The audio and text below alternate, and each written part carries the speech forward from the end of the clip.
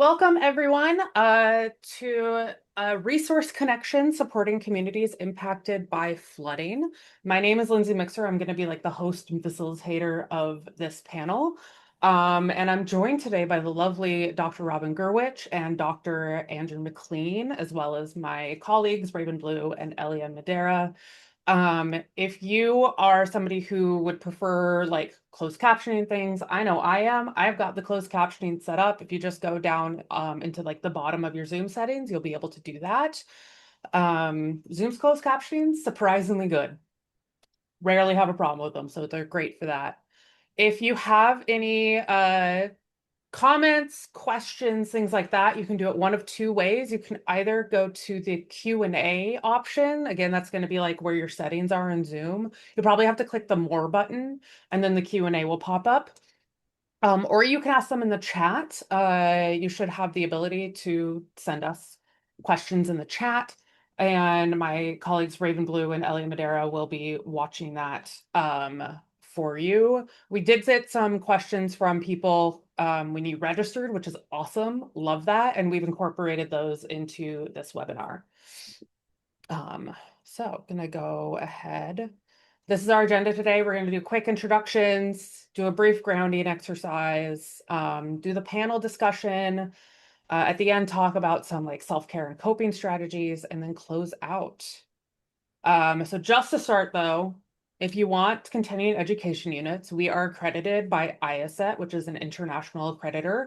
This, the way that they do it is units rather than hours. So this is 2 units or 2 credit hours. And what will happen if you finish the pre-test, complete and pass the post-test, and complete the feedback form that will be sent out to you, I'll be sending out a certificate showing that you completed all that, and then you can take that certificate to your accredited body and submit that. And there will be more info in everything on how to like get in contact with me if you need some help or if your accrediting body needs more proof of things.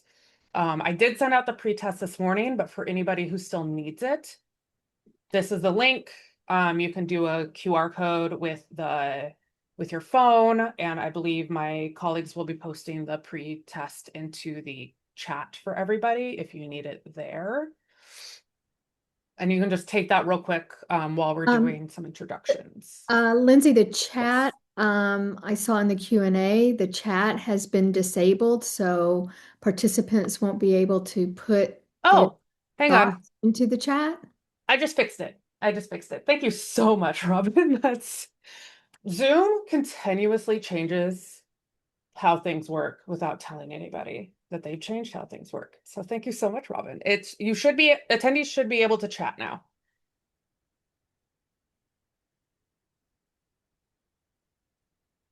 Chat with everyone.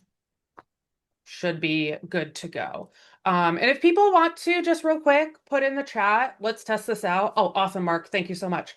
But put in your name, what area you're in, and what you do. What's your job title? Where do you work? Things like that, to kind of get us familiar with everybody in the room.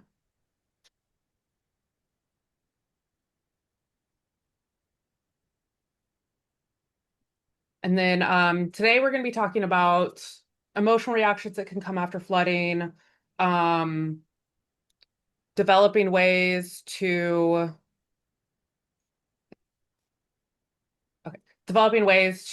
take care of yourself after floods, evaluating gaps that exist, and describe unique challenges that rural communities face in particular. And now this is a bit about us, about your panel. Again, I'm Lindsay Mixer. I work for Vibrant Emotional Health, particularly within like the disaster services and Center for Learning and Development areas. And today I am joined by Dr. Robin Gurwitch. If you want to introduce yourself. Sure. Hi, guys. I am a clinical psychologist, recently retired from Duke University Medical Center. I continue to do a significant amount of work in the area of trauma and disasters, mass violence. I'm in North Carolina, but work both in the US and internationally.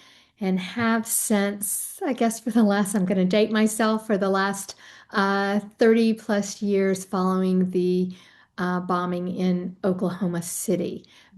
So I'm glad to be with you. In honor of Washington, I have my Starbucks Seattle coffee mug.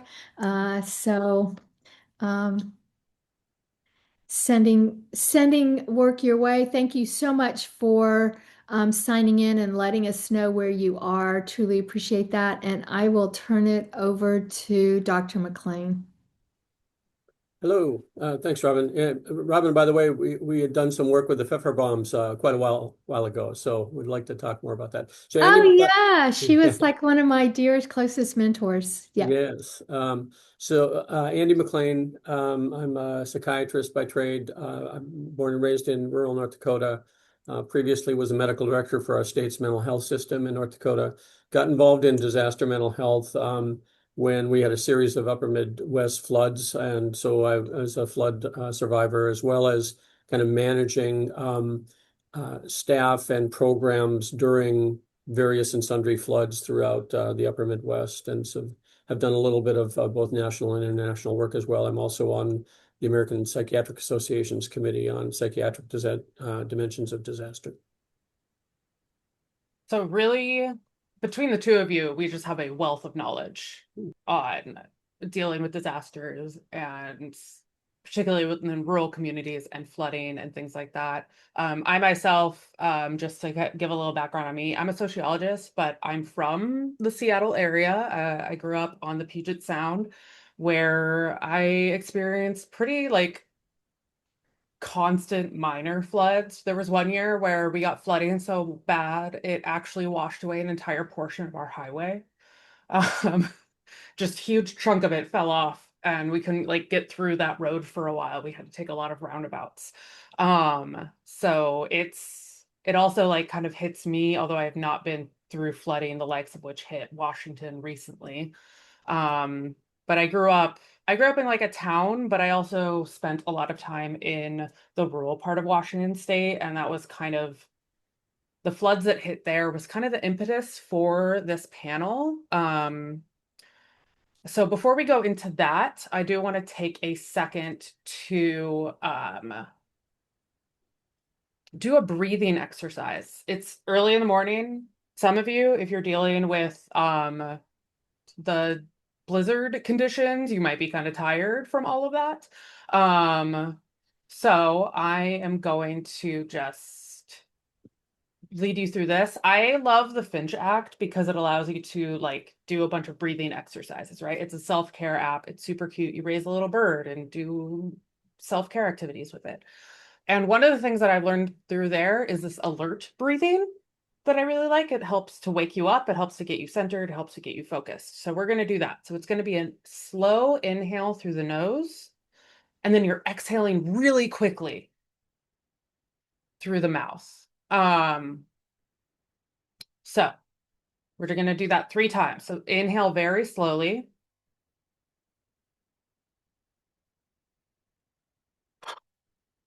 Exhale really quickly. Inhale really slowly. Exhale really quickly. Inhale really slowly.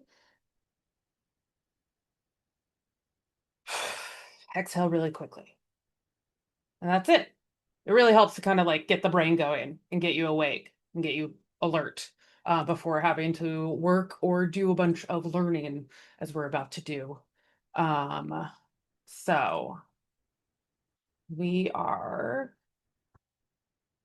going to get started. So last year there were a ton of floods. This was really just the minority of these were like the 3 biggest that I recall off the top of my head.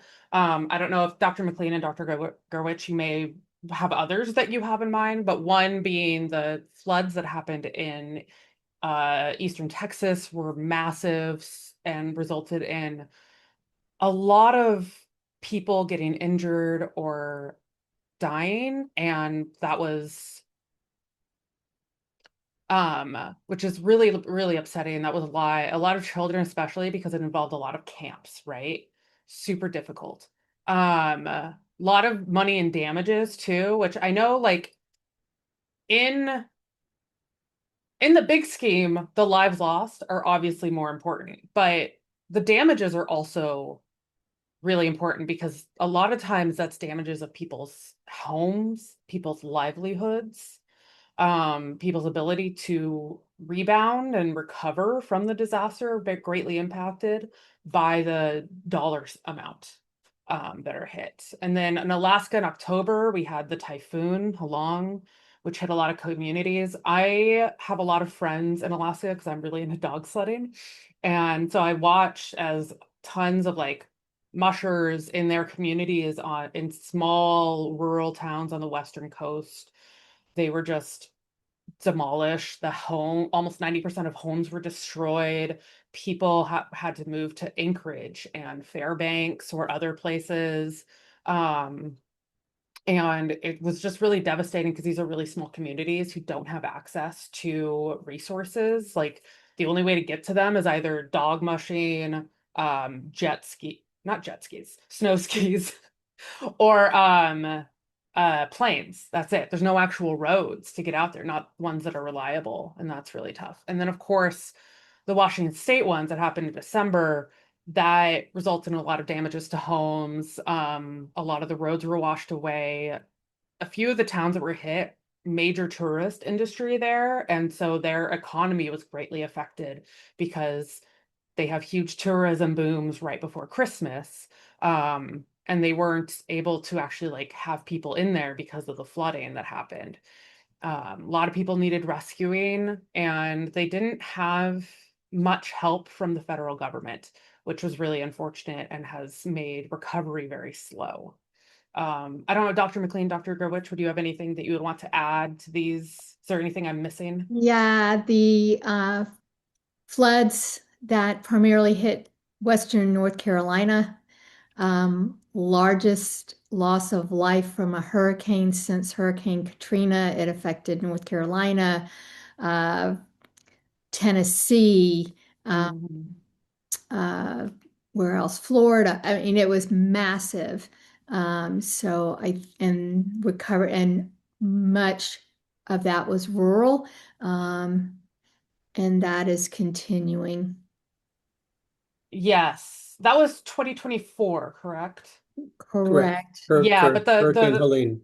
Yep. the recovery process for that is, of course, still ongoing and will be for probably at least a decade, I imagine. Mhm. Yeah, Very and I intense. think that it brings up a good point about particularly natural disasters, that there are some natural disasters you have some time to prepare, but as Robin had pointed out, this was a hurricane. You don't think of flooding with hurricanes unless you're Katrina, New Orleans.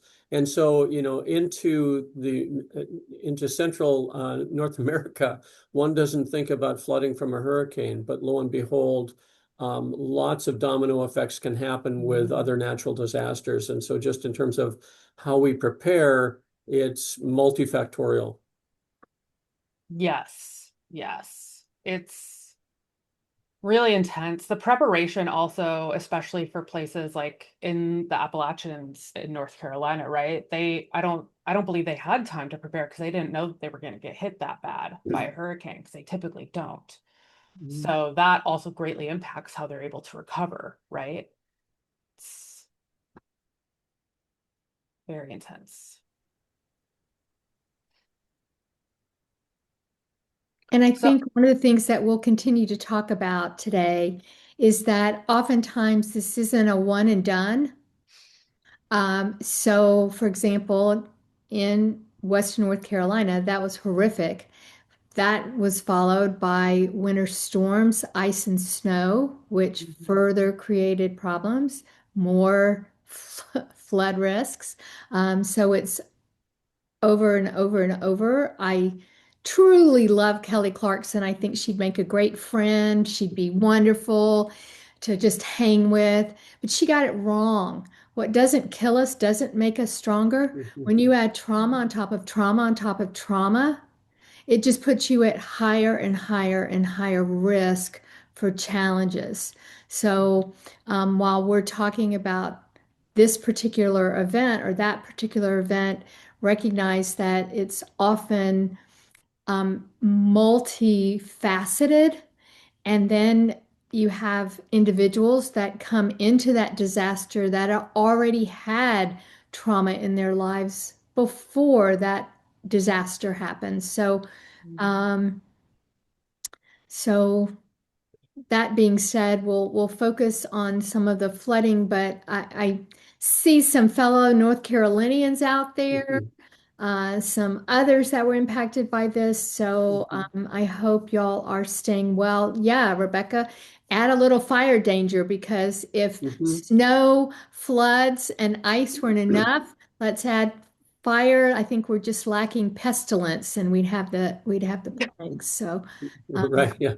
Yeah, the Yeah. four horsemen. It's Yeah, yeah. So it's the greatest drought in 1,200 years in the western part of the U.S. And so Yes. we Mhm. know that there are going to be fire risks with that for sure. I think, Lindsay, when you were talking about the recovery, it can take, years. I think most of you have probably seen, and I don't know, Lindsay, if you were putting up on the slide, the Myers and Zunin longevity of a community's response to disaster. And so there's the event, and then there's the honeymoon period where people will Mhm. respond. And then there's the disillusionment where people start looking around and seeing that recovery is not happening and pointing fingers at who might be to blame, and then eventually kind of a reconstruction.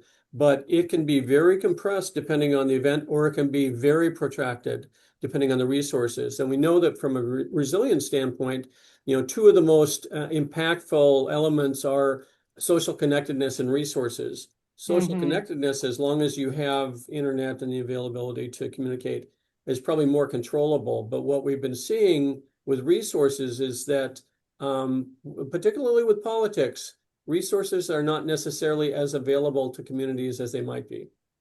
Yes. Yeah. It's really tough. And we're gonna get into that actually. That really leads into our first general question is what is recovery like for rural communities after a flood? Both, I think like we know a lot in the physical sense what recovery is a lot. It's talked about fairly often, but so particularly the emotional, spiritual, mental impact.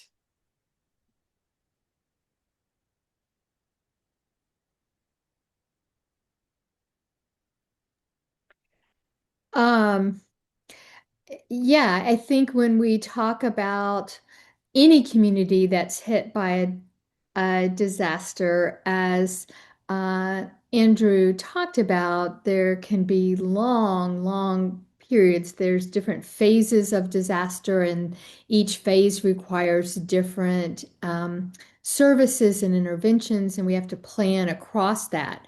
So when we think about rural communities, that's when the concern related to resources really comes up. What are the resources? And it's not just what are the resources available, but it's are those resources accessible? Because that can often be a big difference in rural areas. Um, that they're great resources, but I've got to get 2 hours to take advantage of them. Or that's wonderful that you can do it via um, telehealth, internet, whatever. But guess what? I don't have any that hasn't been restored yet, or it's spotty. So that becomes a problem.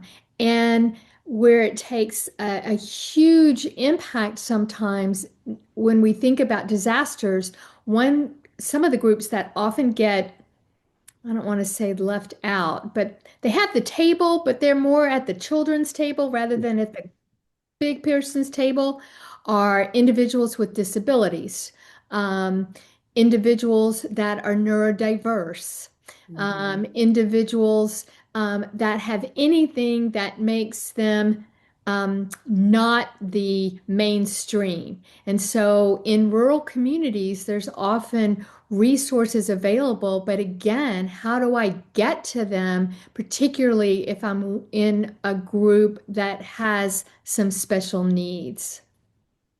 Yes, and we'll get to that. That was a question that was asked actually in the registration forum, and we will definitely be getting to that subject.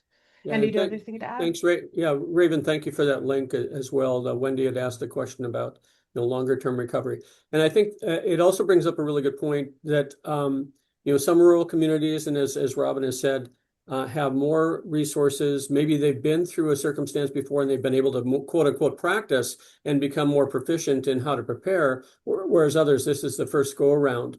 I would certainly encourage people, and particularly leaders, when you experience a disaster, to reach out to other communities that have experienced that as well and how they managed. And it not only is helpful in terms of gathering resources, but in terms of just that connectedness and commiseration and understanding. It goes a long ways to know that other people have experienced the same sort of thing and have actually come through it. And how did they come through it? And every community is different, but I think reaching out and trying to find those resources. And the flip side, those of you who have actually experienced these circumstances, when you hear of other communities who are going through the same thing, it's incredibly impactful. You might feel that you're imposing or that you don't have expertise, but it's very useful to reach out and say, hey, we went through this and this is what we experienced, and please let us know if we can be of assistance. What goes around comes around. And just in terms of our own recovery, and Robin is an expert in this, people who are experiencing trauma, sometimes actually reaching out and being of assistance to others can be healing as well. Absolutely. Unfortunately, disasters, whether they are weather-related disasters or man-made disasters or anything in between, put you in a club that no one wants to be in. But because you are in that club, you can speak with a voice, as Andrew said, that others that may be experiencing it for the first time are truly grateful that you have sort of walked the path before them, and there's some footprints in the to be able to follow. So yeah, it's true. One thing, just in terms of vocabulary, that I want to make just a quick, because we'll throw the words around, I'm sure, a lot throughout our time together. We hear a lot about resilience after disaster, and resilience being the ability to sort of bounce back and sometimes even grow, sometimes even move forward, that post-trauma growth. And that is something we talk about a lot, and the literature would tell us that even after some of the worst disasters that people have been through, the majority of individuals truly are resilient. They are resilient because of what we do. If you just said, oh, you're resilient, we don't need to do anything, that would be a different story. But resilience, if there's been a death of a family member or a loved one, we are not resilient to death. We don't bounce back like it and be where we were. That's not how grief works. So when we think about deaths as a result of these events, we think about healing, we think about emotional recovery, but we're not going to bounce back. And personal opinion, I don't think you ever, quote, bounce back. My goodness, I was just talking with my sister. My daddy has been gone for decades and decades. I am not bounced back. I have figured out how to recover and heal and move my life forward, but that's not the same. So I really wanted to make just that point, that when we talk about resilience, we're not talking about, gosh, if you've lost a loved one, that's a different trajectory. Yes. Often combined, but go ahead. I'm sorry, Andrew. And we would talk about community resilience. So Fran Norris has done a lot of work on this in this area, and she's found that common traits among resilient communities are strong leadership, wise use of resources, engaging the citizens, or the group members, and then attending to the psychosocial issues going on. And so we all belong to multiple communities. And so thinking about those elements, strong leadership, wise use of resources, connecting with the members, and then paying attention to psychosocial issues is really, we can all think of where we're at with various communities. I saw that one of the members who's on this talk was from the faith community, and maybe more. When we had our first flooding, we developed a resilience group in our community, which was part of the faith-based community and mental health people and government, and we kind of coalesced together, and then we kind of changed our name. But it was, taking all comers who were playing a role in this. And so I think that's another thing about rural communities. You're going to have people who are leaders who aren't necessarily mental health leaders, but they're leaders in the community who can band together and wisely use the resources. Yeah, absolutely. I think there's a sense that rural communities are really like spread out and separated from each other. But I think if you've lived in one, you kind of know that the sense of community is really strong in rural areas, right? Because there's so much fewer people, so everyone kind of get to know each other more easily than in urban, which kind of leads into our next question of how is the recovery different from urban areas? I know that you touched on this a little bit, but like what are the specifics you would say of those psychosocial elements, especially of recovering from a disaster, particularly flood, where like a lot of the resources wash away in a rural community versus an urban one? Well, I would say that most rural communities are very good at cobbling things together to make sure that the community has thrived and survived. And so they have different access to resources. They have different roles, they have dual agency. You may be the mayor, but you're also the hardware store owner, and you may be the physician, but you're also the head of the Kiwanis Club. And so there's a lot more dual agency, and people are used to, not having silos. And I think that's a significant plus. And so I think it's certainly different, I think, than maybe some of the other urban settings as well. So Yeah, that's very true. I feel like in urban settings, we often, as somebody who lives in an urban setting, it can feel very like, well, I can't do that. That's outside of my realm. That's outside of my area, so I can't help in this way. Whereas rural communities, right. everyone kind of learns to do a little bit of everything, right? It's a jack of all trades situation. Yeah, so it's just as an example. So my father was a country doctor. The first ambulance was my dad, the priest next door, and the mortician, which was essentially one-stop shopping, depending on how bad the situation was when you went out. But that's just an example of you do what needs to be done to make sure that the community, continues to function. Absolutely. Robin, would you have anything to add? I think just to underscore the bureaucracy that is inherent in larger communities. And so it's really important that everyone work together.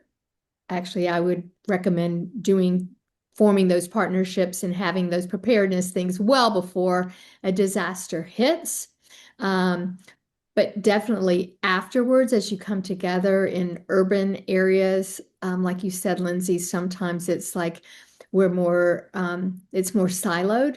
And so the who does what, when, and how can be a bit tricky. The flip side is there are significantly, oftentimes more resources in terms of just quantity. I will tell you, it really doesn't. I mean, if you look at some of the disasters that have hit urban areas, accessibility still is a giant issue. Yes. And the sheer numbers that need to be served in an urban area make that even more challenging than in a rural area. Just the numbers overwhelm even the best of resources. And I think that a lot of Absolutely. rural communities they are used to doing things on their own. They're not been dependent necessarily on outside. And as Robin was talking about bureaucracies, so they literally will roll their sleeves up and start to work and not necessarily wait for the cavalry to come. They would certainly, welcome the cavalry coming. But I think a lot of rural communities have learned. And in fact, when we were talking about Appalachia, there's actually a distrust of government in many rural communities to where they've relied on themselves rather than waiting for someone to come in and save them. Yeah, absolutely. It's I think the perseverance and just self-determination of rural communities is so something to be admired. Like when I lived in Eastern Washington and we would get tons of snow, the in town it would be a little difficult, but the count around the area where the farms were, the farmers were plowing those streets perfectly, pristinely clean streets. Whereas like the town or like the college where I was would still be like having a lot of snow and ice. And it just always strikes me how people who like farmers and things will just do things themselves rather than waiting for like the government to do it, right? And that can be a big factor in an ability to cope and bounce back from things. So going into our next question, both of you have done work in the field, both with us, Vibrant Emotional Health, and just in general in your work. So what have you learned from working in disasters that tends to apply across all disaster types, not just flooding, but other disaster types as well? I can, I think that most of the people I think on this webinar are professionals who have been involved in helping other people or animal shelters, et cetera. And so I think that when a disaster hits, if you're trained in mental health, the assumption is, well, people need therapy. They don't need therapy per se. And so I would encourage people to download the psychological first aid app, which is very useful, and mental health first aid as well. But what people need are our information directions. They need to be able to process, but the formal therapies, unless you're dealing with people who really have severe illnesses, our role as mental health professionals is to be leaders and to be helpful with resources and helping people cobble back together, as opposed to doing analysis and doing formal therapies. Robin, I don't know what your thoughts are. Oh my gosh, you are preaching to the choir there, Andrew. Probably and I know that this is a question that's going to come up later, but I'm going to grab it for this one. Yeah. So we know working in disasters that apply across disaster types, we have learned a lot over the last several decades about what kind of reactions we're likely to see, and those seem to be across disaster types. We've learned about what we can do to help across disaster types. We've also learned that, as Andrew said, training in something like psychological first aid should be taken very seriously, because I will say the thing that has gotten in the way of many community recoveries are well-intentioned providers that show up and say, well, I'm a fill-in mental health professional type here, and I'm here to help. And it's like, I don't really care right now how you get along with your mother or what your relationship is with your dad. I need to figure out what you need right now in the moment so I can help you put one foot in front of the other. I mean, so there's a big difference between psychological first aid and um, and therapy. And if you're walking into a disaster expecting to do therapy, you're going to make it harder for people that are truly trying to help survivors move forward and reduce their distress. That's a question. I do a lot of media work. That's a question I get every single time. After Western North Carolina, does so will everyone in Western North Carolina need treatment for PTSD? There's a whole bunch of people on here from Western North Carolina. I'm hoping you're going to chime in and say, no, we all don't need to have our own individual therapist. That's where we rely on our clergy, on our community resources, on our crisis support volunteers. And the other thing that often upsets licensed mental health people that want to come in and start therapy is um, being asked to do jobs that are beneath them, handing out water, um, helping people charge their cell phones, um, checking to see if somebody needs tissue. And yet those are some of the most important ways we make those connections. So we really have to think about a different role. I'll be quiet after sharing one quick tidbit. Part of one of my many jobs over the course of Katrina was helping to deploy mental health people to the area. And I remember they had relaxed who could go, what the requirements were, which lesson learned, they don't do that anymore. And I was taking calls saying, can you go? Mental health is generally a 2-week deployment. Can you go for the next 2 weeks to this area? And I would get questions like, yeah, will computers be available to me or do I need to bring my own? Will it be a typical 50-minute hour? How will I manage billing? And they're asking these questions, and I would interrupt and say, let me explain something to you. You are going in an area, you will have a place to sleep. It may be a cot in a shelter. But you will have a place to lay your head. You will not be taking notes and doing therapy, and you may not ever see these people again after your first initial contact with them. So, are you sure that, and there's no electricity and there's no, so Yeah. really having to think about, and PFA, the Psych First Aid, gives a lot of thought around deciding whether this is the best time for you to volunteer to go. And I will tell you that once you learn PFA, is that when they know that you can deliver that type of emotional support and complement other resources in the area, you can turn people down 100 times and they will ask you 101 because the number of people trained to provide PFA, again, is one of those things that everybody should know it, but it's not always available. So I'll Yes, stop. although it is free to learn on the National Child Yes, it is. Traumatic Stress Network. Yep. I think I got the Yes, name it right. is.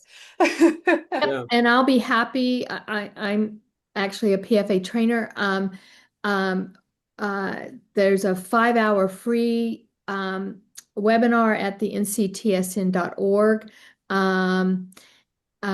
Yeah, and if you that it's a shortened one, a typical PFA is 8 hours, more of an all hazards. I know after North Carolina, Raven, you were there.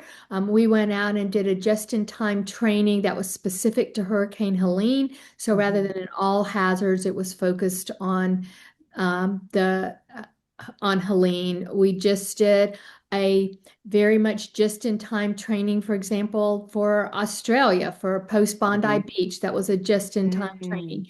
So you can get it in many different ways. I encourage you to at least start with that PFA. And I'm glad Andrew brought up mental health first aid and psych first aid because those are different. Because Yes. sometimes people say, well, I took psych first aid, Right. or I took mental health first aid, and it's like Yeah. fantastic, but they're very different Yeah. first aids. Yeah. And that's great that we have people who are certified, they've taken the classes. That's wonderful. And Nancy had mentioned, the difficulty in not seeing people after you've, provided them help. But the good news is we're providing them help and you've made a difference, down the road. When Robin, you mentioned Australia, I had a colleague working in Australia who said he had a comment from a guy who said, I don't need a shrink, I need a contractor right now. So you need practicality. Yep, Yes. because Australia Yeah. got hit in a very short period because we did work out there with floods, bushfires, and then the pandemic. And they Yes. all hit within about a 3-month stretch, Yes. which completely Oof. overwhelmed. I was actually in that's a Adelaide lot. during that time. Yeah. I'm surprised we didn't cross paths with each other. You two are so well traveled. Yeah. It's so cool to be able to like do what you do and travel and get to meet people from all over because it also I think exemplifies that humans are human, right? And it goes back to what you were saying earlier, Robin, about like people are resilient. It's like, yeah, if people weren't resilient from a disaster or like a major event like that, as a species, we probably wouldn't be around anymore. So it's just like important to remember that you're here because your ancestors had some resiliency, right? And I think that a lot of people miss that. And Um, resilience, again, is not something that you inherently just have, and so you don't need yeah, the help. You can just bounce back. We've learned that it's because of what we do that yes, people are able to learn and grow. It's that emotional support. It's the recognition of survivor strengths. It's to help them connect or learn new coping strategies. It's some very basic things that we can do. It's strengthening connections. I saw again um, some of the things in the chat that are available. Our faith-based services are phenomenal. Our community resources, peer support groups. There are so many different types of things that really work and can be applied to a disaster of any kind, because the term disaster applies to both natural events as well as um, man-made events, as well as mass violence. It's mhm, really just, it overwhelms the resources available. So we need to yes. do something else. Yeah, which perfectly leads into the next question. What do you think people often need most after the initial phase ends, right? Disasters can happen of all kinds. People need resources. And I feel like a lot of times in that initial response, there might be people coming in to help, right? The physicality of it, of helping to rebuild and helping to get people moved around and make sure that everyone has some housing, help them get their medications, et cetera. But like Mhm. when that initial response phase ends and all of those helpers start to leave, what do you think people need most then? I'll start with this one and pass it to Andrew. So in that initial response, please also remember that's where crisis counseling and PFA providers. So that response is as equally important to the clearing roads for the community's recovery. Um, and I think we do know that long after the TV cameras pack up and leave, communities continue. And so we look at phased responses. We look at what's needed in the beginning. That's where something like a PFA might come in. We look at a few months down the road. That's where something like skills for psychological recovery could be helpful. We look at what is needed by volunteers. I've seen a lot of things in the chat around supporting responders. That Mm, I mean, I was just in New York for the last 9/11 anniversary, and that was one of the things we were talking about is the fact that that's still needed. I was in Oklahoma City for the 30th, and that there continues to be the need for supports for responders I mean, and it's 31 years this April. So I think we need to be planful. What are we doing for the initial response? What are we doing for intermediate? And what do we do for long term? And recognize that each phase is a little bit different. So there'll be some overlap, but that can be planned. That can be planned. And I think that is critical, to be planning for the long term response while you're still providing the initial response. Andrew, I'll turn it over to you. Yeah, and I think both as a professional, but also a citizen, the older I get, the more I hold leadership accountable. And so, as mentioned in resilient communities, strong leadership. So your leaders should be advocating to get those resources that you need. And then mhm, you as citizens need to have a voice in terms of making sure that happens. Some of the comments in the chat also have to do with, having others involved. And I think a buddy system is really important. I had a colleague who trained for the Red Cross, and she used to, talk to a colleague and say, look, I want you we'll pay attention to each other and see how we're doing. And if you see me struggling or blah, blah, blah, we have each other's back. And then I think going forward, as Robin had mentioned, paying attention over time, it it it really doesn't take much to text someone, to write to someone, to reach out to someone, to have a phone call to someone, to make sure that they know that you're thinking about them. And so I think continuing to stay in touch and be mindful about what people might be going through, again, those little things are incredibly impactful. But otherwise, people can be forgotten, and so it's really important, and it's is up to us to continue to try to reach out, I think. Yeah, the community aspect is so important. I'm just a little bit about like, so I'm part of the disabled community, and one thing that we often do is a thing called pod mapping, where you create you have a bunch of circles. You've got one that's you, and then the ones right outside of you is just like a few people that you can go to for one or two things. Like a few people that like, hey, if I'm having a really bad mental health crisis, I can call this person and they can talk me down.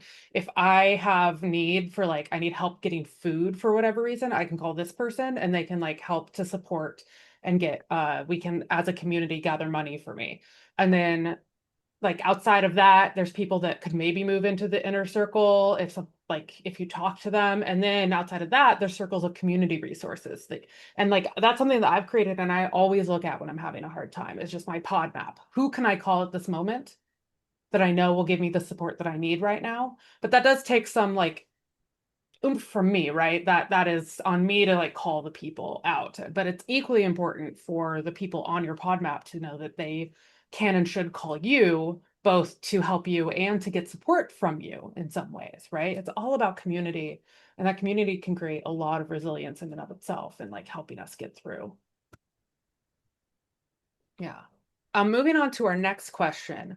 So one of the questions that we got from one of the people attending this this webinar was initiatives about training amateur radio hosts for emergency broadcasting, which I think is so cool, especially since we've seen a major breakdown in our emergency nationwide broadcasting of things and the infrastructure, our governmental infrastructure for doing those things, making sure that the National Weather Service is able to get out information, making sure that's the only example I can think of right now, but making sure government agencies that are meant to make sure people know what's coming, right? So New Hampshire has put in this thing where if you are an amateur radio host, you can get trained on doing emergency broadcasting to make sure that people can get information, especially, which I feel is especially important in rural areas where they might not have access to technology a lot, right? There are still rural communities that don't have access to the internet, or they're only on broadband. They don't have Wi-Fi. Their cell service is spotty at best because they just don't have enough cell towers around. So this is, I think, primarily for you, Dr. McLean, as somebody who has so lived in rural areas and helped out. But Robin, if you have other ideas as well, Dr. Gerwich, what do you think about kind of the filling in of what should be a national service with individuals from the community to help just kind of meet the needs? I think Mary in the chat has some comments. She's very much in favor of this. Oh, And so ham radios, actually, I have a colleague who has expertise in disaster mental health, and her husband is an international ham radio aficionado. And so I think it's particularly important during, in today's world where we have so much fake news and we have, we have distrust and anybody can jump on and, throw out ideas. We need to have trust. And so if we know that, people are doing so from our community, there's a lot of trust there as well. I think the other thing is, nowadays we also have satellite internet access, and so there are more options we have available. But I'm curious as to the people that are doing the amateur radio that are on this chat to speak a little bit about that. Unless Robin, you have other comments. Nope. This one, I will just say that there's been more than one disaster where uh, ham radio was phenomenal, particularly when other types of communication, because of the disasters, are not available. So you have a huge role to play. I was reading in the chat about actively recruiting teenagers. What a cool idea is Yeah. that? Um, I love that. Especially a um, lot of teenagers are going more analog because smartphones are destroying their brains. So it's also just like a good way to push them towards the analog a bit, right? so I think that this is wonderful. Again, it's not a one size fits all. It's a how many different things can you have so that you can make use of the ones that are going to fit you best. Mhm. Um, yeah. Yeah. I love I, the note from Lewis in the chat that during Helene they had a ham operator talking with others directly affected, and he was able to collect phone numbers and call families to let them know they were okay.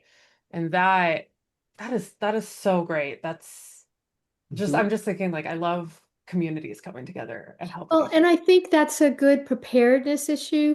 Hmm. We should, oftentimes in a disaster, cell towers go down. mhm, Yes. And it is very hard sometimes to get calls out. So Hmm. that's useful. I joke that I can remember my high school best friend's phone number, mhm. but I couldn't tell you uh, anything without this, right? Yeah. Um, so it really is important to have and to be planning out who your contact numbers are, memorize a couple, and you should always have a phone number of someone out of state because Mhm, sometimes it is easier to get a connection to someone out of state than it is to Hmm. get in touch with somebody that's 6 blocks away. yeah. So That's yes. and I say that also as a parent, for your children to have that information as well in Mhm. case a disaster hits and you're separated.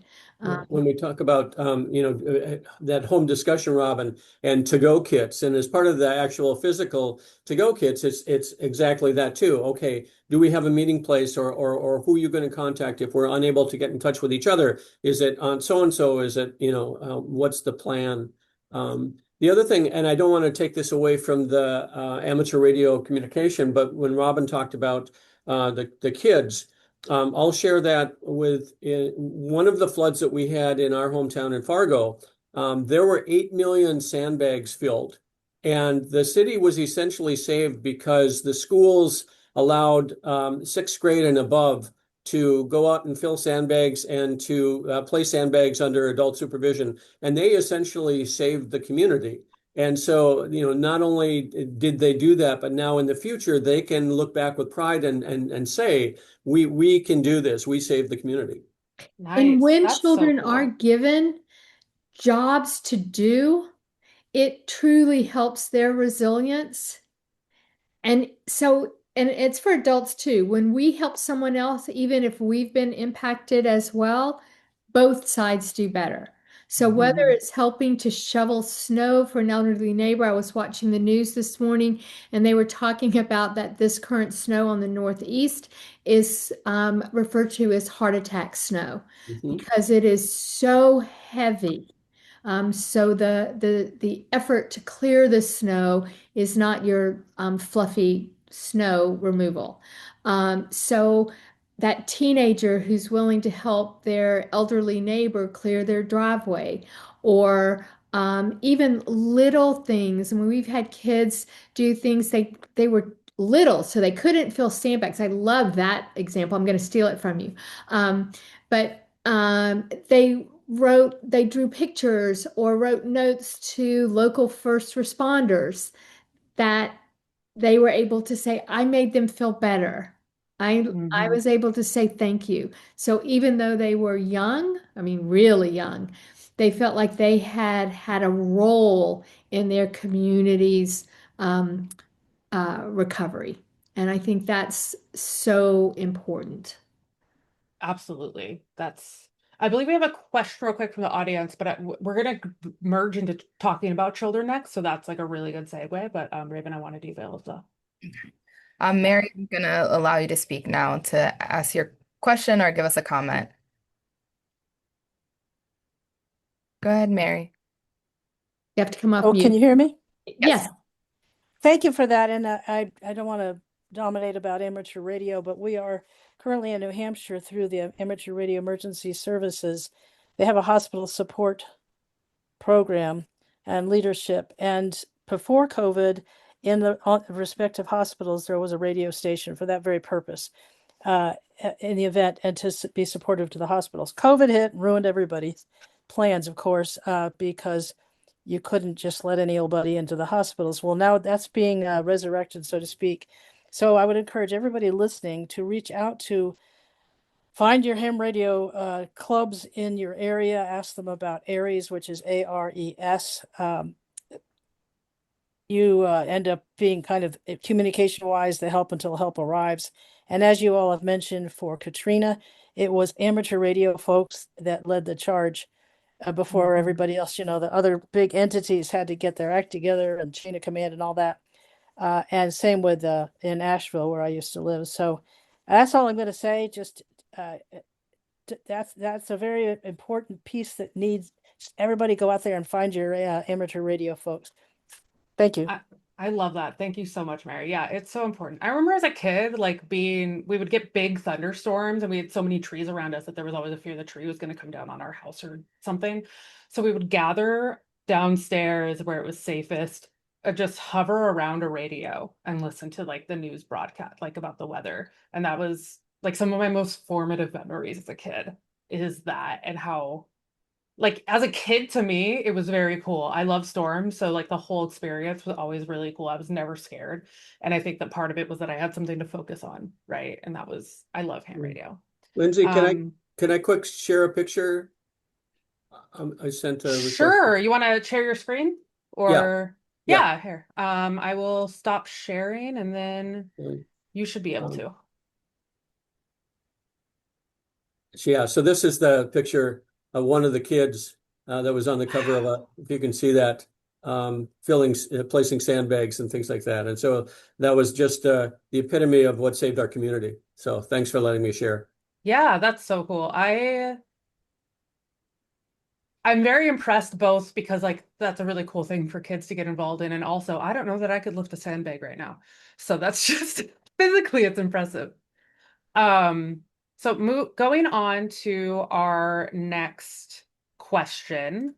We're going to talk a bit about supporting children and youth. So particularly for you, Dr. Gerwich, like how do you think children tend to respond emotionally after flooding specifically?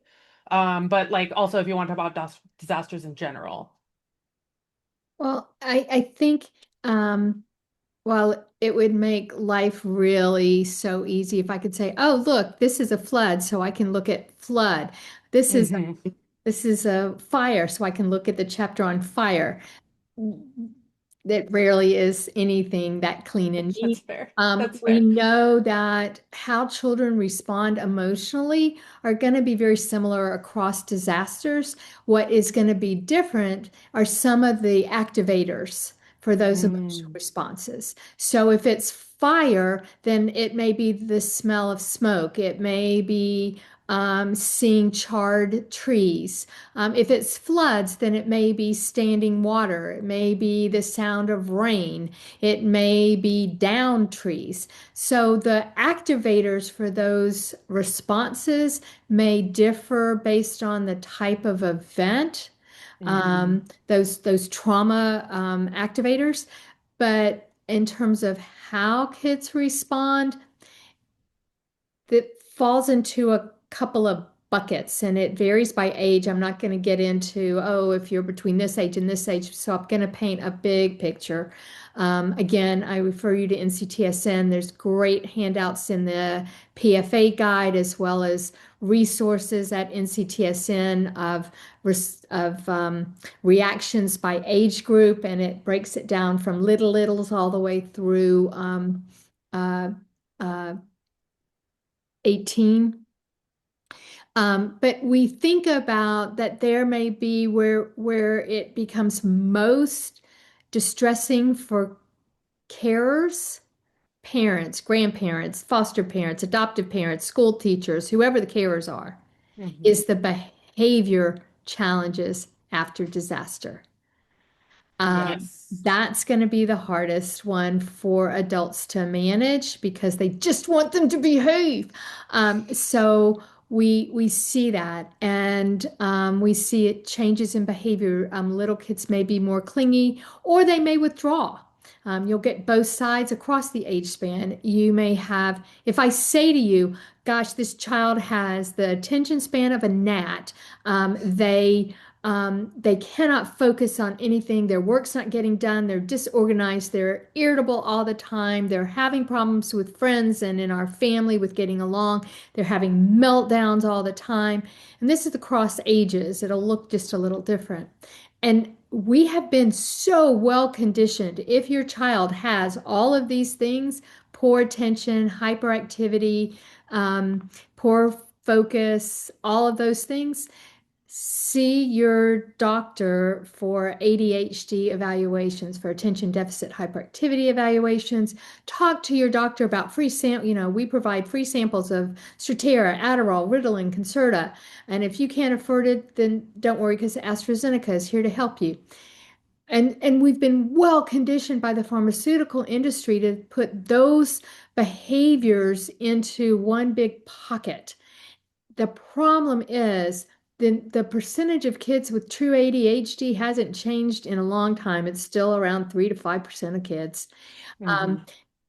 Yet those same reactions are very common in children after disasters. So if we're going with the most sort of what's the most likely reason? It's not ADHD, although you can't have kids with ADHD and disaster problems. So that's another problem. Yes. But you see these problems and think trauma first, think disaster first. And what we know is that with the correct supports, you will see those problems um, go down and helping adults understand that this is a common occurrence. Talking to teachers, do you really need to assign 50 math problems, or could you do 25 and get the same point across? Helping Mm. parents understand that you may see a dip in school grades. That doesn't mean they're not trying hard. It means that they're having some problems processing what just happened and getting back into the flow of education. So it's not going to last forever. I know after Joplin, we put a note in all the college applications that went out. The superintendent of schools, please do, because SATs were about the same time as Joplin was Oh. destroyed. Please do not assume that this test score is a marker of this student's potential. This student is a resident of Joplin, Missouri, Mhm. and please look at other markers that would make a better, help you decide better. And Andrew can speak to this as a psychiatrist. I am not one, but I will tell you what the literature says is for kids that are having these kind of behavior reactions, until you get into older adolescence, we're not popping them with pills. That's not what they need. They need that emotional support. They need those connections with others. They need some evidence-based treatments if it rises to that level down the road. But I'm not putting them on SSRIs right away because they're having these or any of that may be something we do, particularly with older adolescents, but there's a lot we can do first. But that's the big one is behaviors. You'll see other things. Check with your school nurses. Those of you that work in the schools, they're some of your canary in the coal mine kind of people because absenteeism is pretty high after disasters. They'll tell you who's not there. They also know who's coming in with headaches and stomach aches that have no medical reason for them. My significant other should never be allowed near anything related to mental health. Um, I love him, but I know his strengths and weaknesses. The things we see after disasters is children across the age span have incredible guilt and shame that they carry. Mm, Things they yes. should have done and didn't do, or things they did that they shouldn't have. And it's very real. And the kid that says, I should have remembered to get all our insurance papers and get all our papers and have those so when we evacuated, we would have it. And the child's like 7 years old. And I said that to my partner, and he said, well, just tell him that's not realistic and he doesn't need to feel that way. And I thought, well, damn, I went to graduate school for all those years, and all I needed to say was, don't feel that way, and bam, that would be it. Again, he shouldn't be near mental health, but um, those are very real feelings, and it can Yeah. interfere with our supporting of children if we don't acknowledge that feeling is very real for them.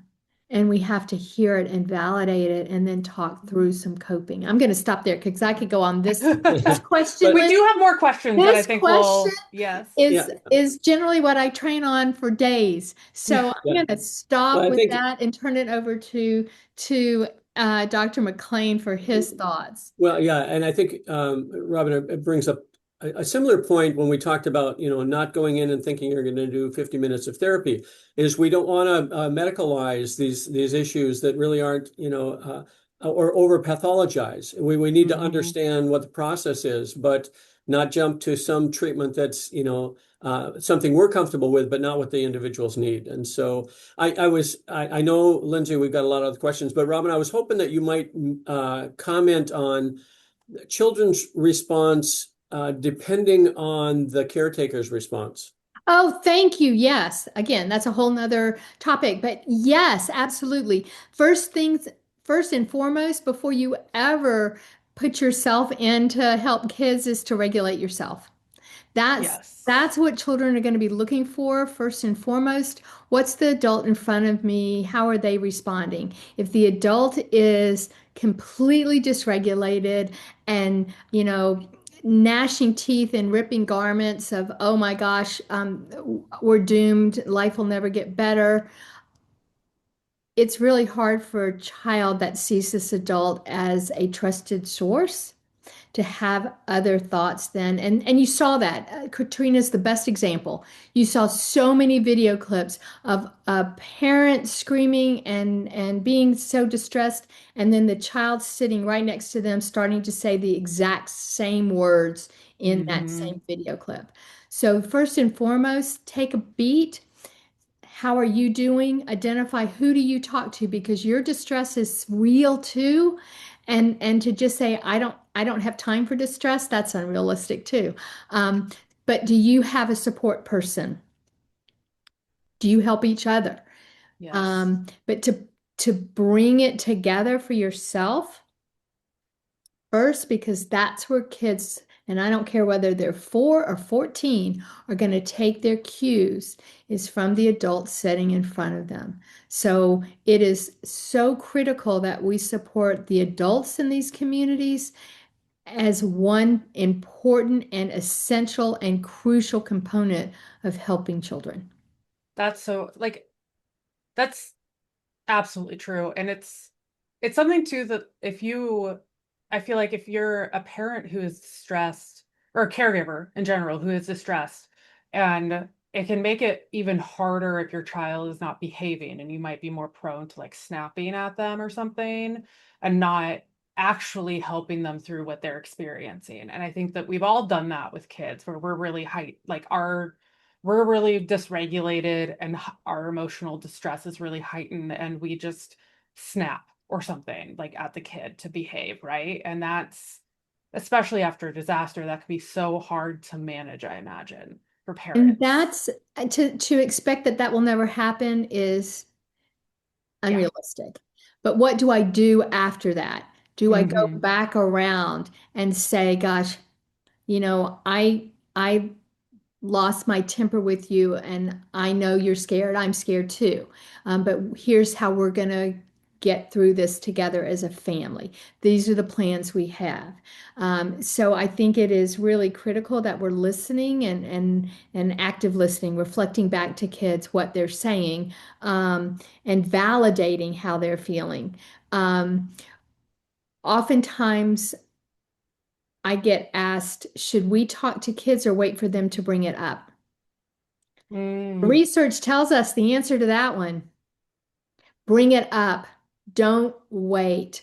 And in fact, there was a great study by my co-PI on my disaster grant after the Boston Marathon bombing. He actually looked at that for parents that chose not to do anything and protect their kids and make sure they didn't hear about it, to parents that sat them down and said, I need to tell you about something terrible that happened, and talk to them in a language they could understand. And he found that the mental health concerns were much higher for the parents that tried with good intent hmm to protect their children. Unless your children live under rocks and never go outside and see anything and never talk to anyone else, kids know, and particularly if it's been a community that's been hit by a disaster, they know that their town got flooded. They helped fill sandbags. They know, even little kids. So we need to bring it up. This flood that just came through Western North Carolina, wow, it changed our community a lot. Tell me, um, tell me what you know about it. That gives you a place before you just start telling them, to hear where they're coming from, what misinformation, because there will be lots, is there that you can gently correct. Um, you will hear their concerns.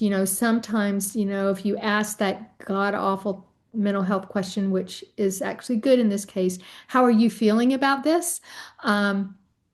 Sometimes they'll say, I'm fine, I'm fine, I'm fine, particularly teenagers. I'm fine, I'm fine, I'm fine. So ask it a different way. I know that, you've been talking with your friends, you've been on this and that. Tell me what your friends are saying about what's happening. mm, I'll tell you all day long about my friends.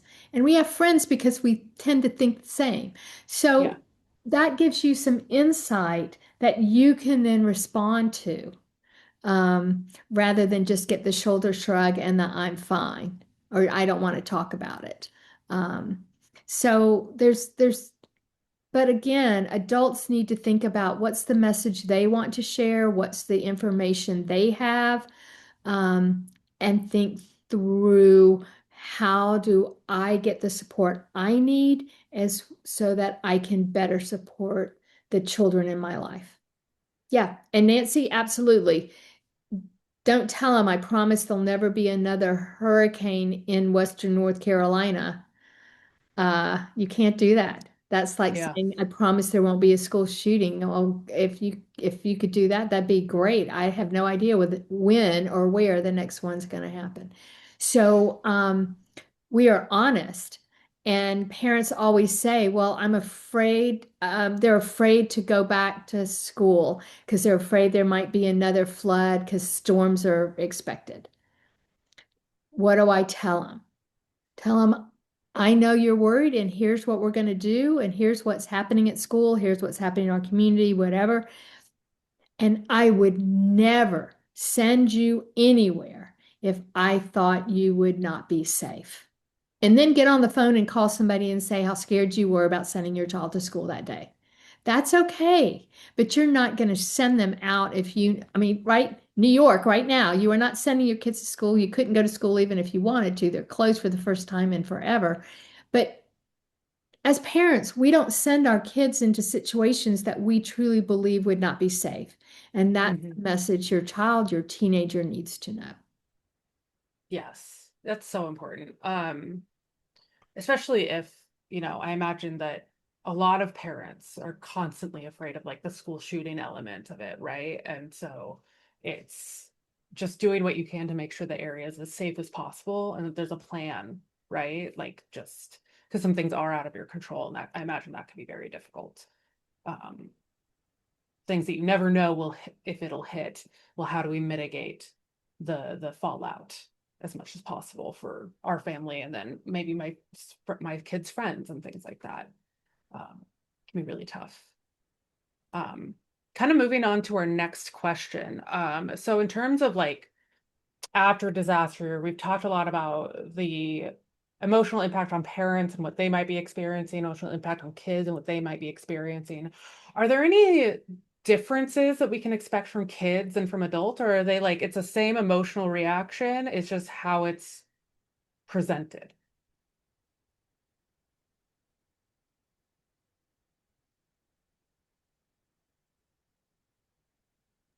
Robin, I'll let you.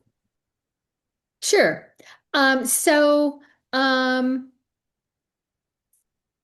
adults have problems with concentration, kids have problems with concentration.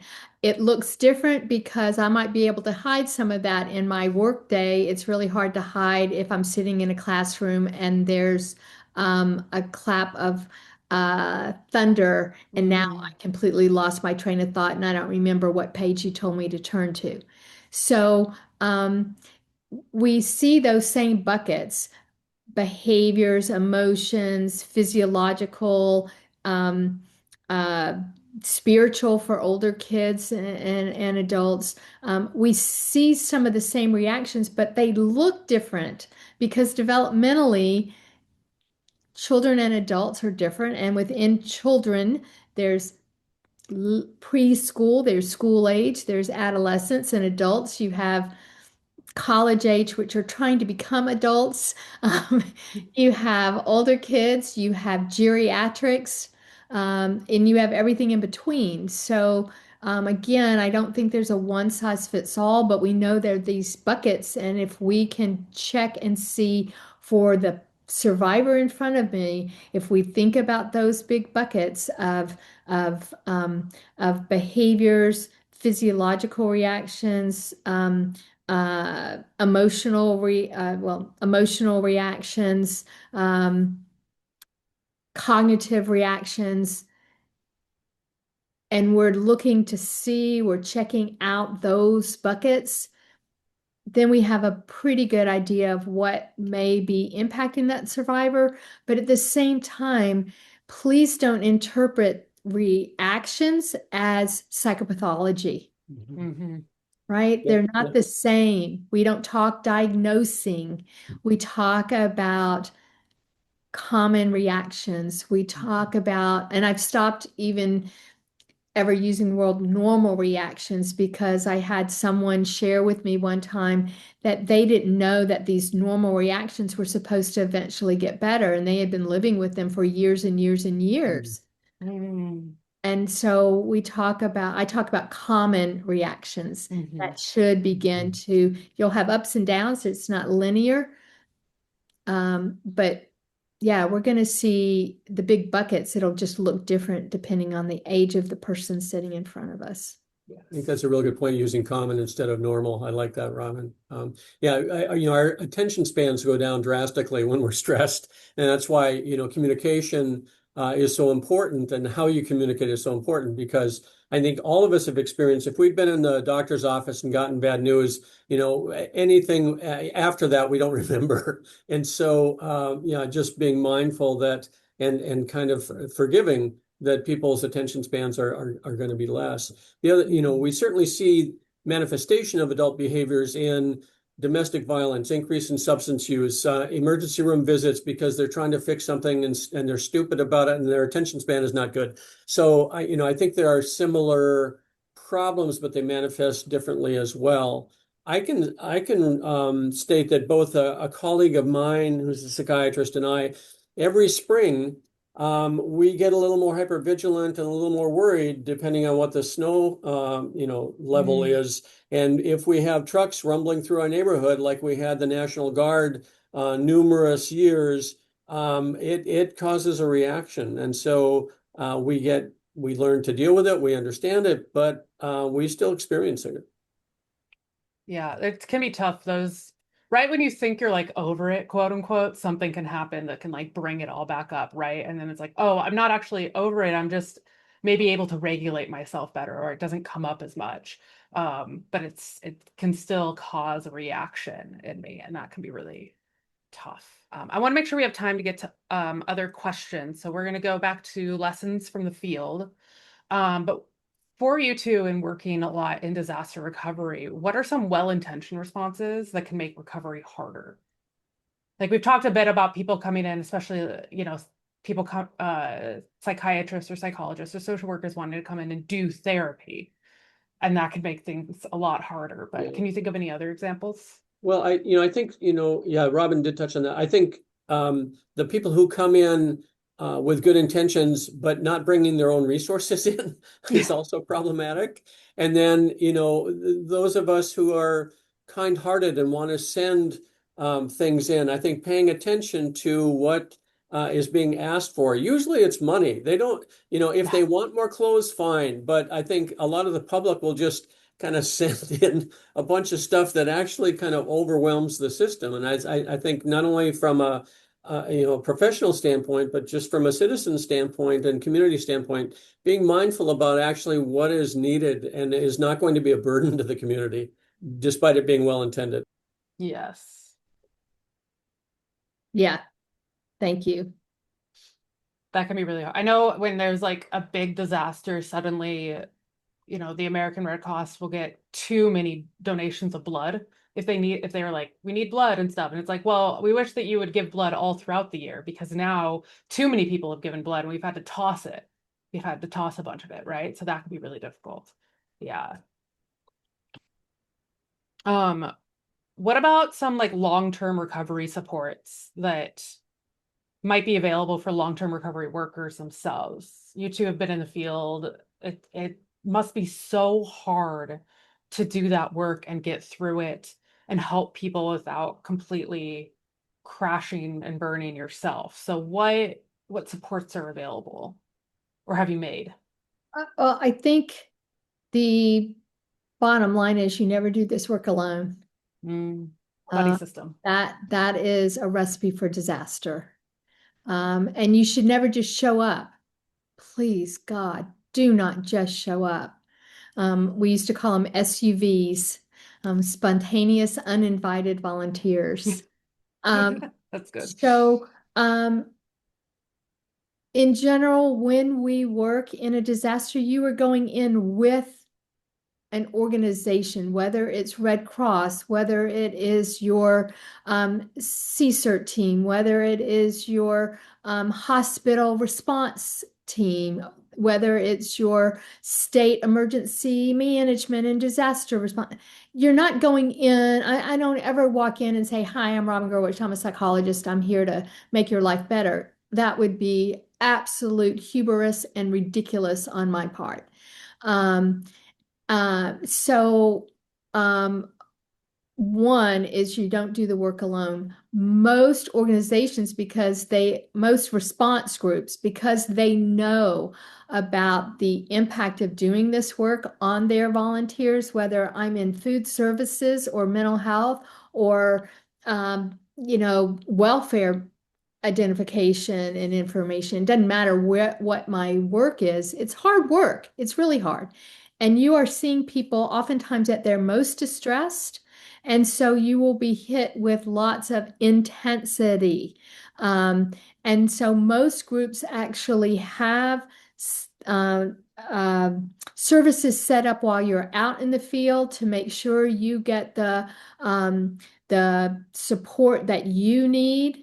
And they will also follow you when you leave the field so that they will check in to make sure that you have acclimated back. And if there's any concerns, because it's not like, bam, I can flip a switch and forget that I was just in the middle of disaster, insert disaster here, and now I'm back. And what? I have to change kitty litter. There are that set up. And I think we talked about before, communities should be planning now for what they're going to do in the long term.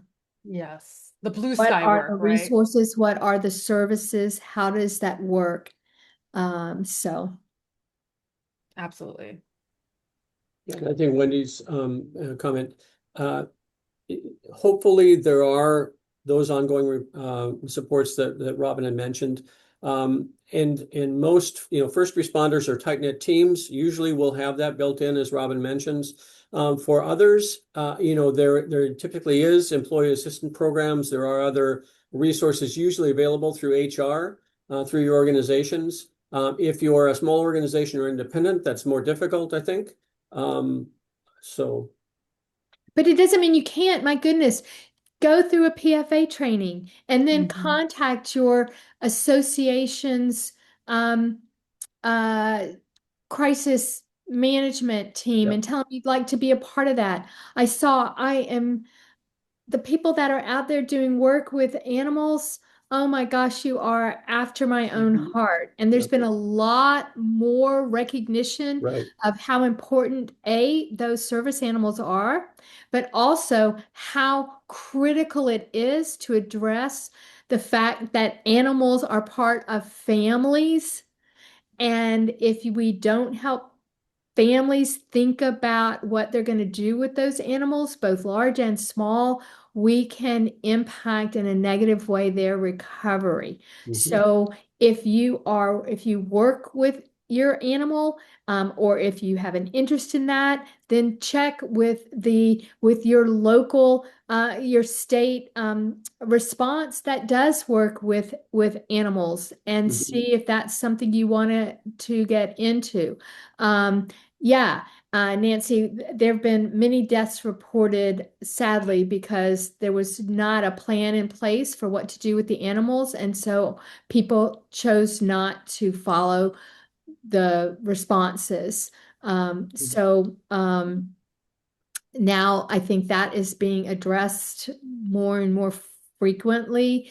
And there's been more collaborative efforts between response agencies partnering with like ASPCAs and the Humane Society and others, which I think is a ginormous step forward for adults and children.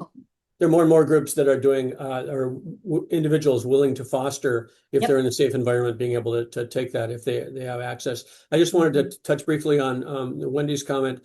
During COVID, there were a number of organizations that stood up, particularly in the healthcare field, but also around behavioral health, and established association lines for their individuals. So either coaching lines or call-in lines for if you're struggling yourself and you're a provider. And so there are volunteer lines across a number of different associations and disciplines. And so I would check with, whatever associations you belong to, whether it's within social work, whether it's within nursing, whether it's within, medicine, there are volunteer association lines set up to help each group.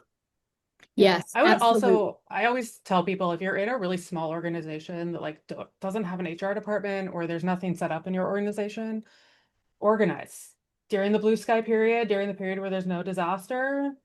Come together with your colleagues and organize and make it happen, because if a lot of the times it takes the workers to do that. Management doesn't want to or can't for various reasons. And oftentimes there are crisis centers that are set up. And while crisis sounds like it's short term, in many instances, they just change the name to family support centers or resilience centers or whatever whatever acronym they choose to use. So those tend to be able to provide services a little bit longer.